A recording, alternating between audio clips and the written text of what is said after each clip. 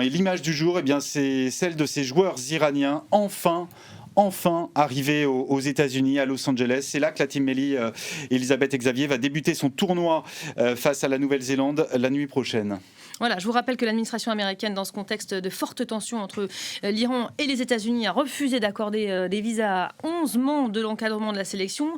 Les joueurs iraniens qui ont pu s'entraîner sur la pelouse du SoFi Stadium. SoFi Stadium, je m'en mets un coup, là. Gigantesque stade situé à Los Angeles. Savoir comment maintenant ils vont être accueillis pendant la rencontre dans une ville qu'on surnomme Tehran Jealous en raison de son immense communauté iranienne, évaluée à 500 000 personnes. Une grande partie de la diaspora considère la sélection comme un instrument de propagande de la République islamique, et des manifestations hostiles au régime sont d'ailleurs prévues aux abords du stade. Il y a déjà eu des manifestations en marge de l'entraînement des Iraniens.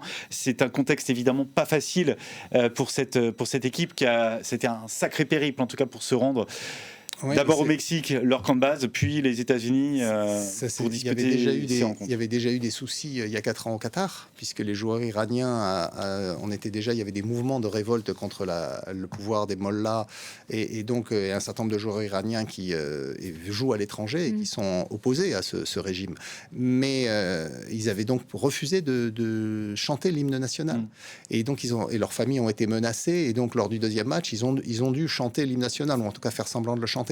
Donc aujourd'hui, c'est très compliqué parce que le Team Melli, la sélection iranienne, est effectivement fédératrice. Même les opposants au régime soutiennent l'Iran parce qu'ils sont passionnés de football. Il ne faut pas oublier qu'avant la révolution islamique, l'Iran dominait le football asiatique. Ils avaient été 3 fois de suite champions d'Asie.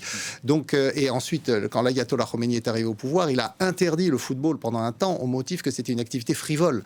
Donc c'est aussi, à l'époque, en tout cas, un moyen de résister à ce régime que de soutenir le football. Depuis, bien sûr, le pouvoir des mollahs a changé son fusil d'épaule. Ils se servent effectivement de la sélection pour essayer de faire de la propagande. Et donc, toute la communauté iranienne expatriée, réfugiée même, que vous évoquiez, Benoît, aux États-Unis, elle est totalement opposée au régime, mais elle aime aussi le football. Donc, ils sont eux-mêmes tiraillés, comme les joueurs, au moment d'aborder cette Coupe du Monde. Dans un contexte particulier, on le rappelle quand même, parce que depuis quelques heures, un accord a été conclu entre Washington et Téhéran, ce qui permettra peut-être d'adoucir un peu les choses.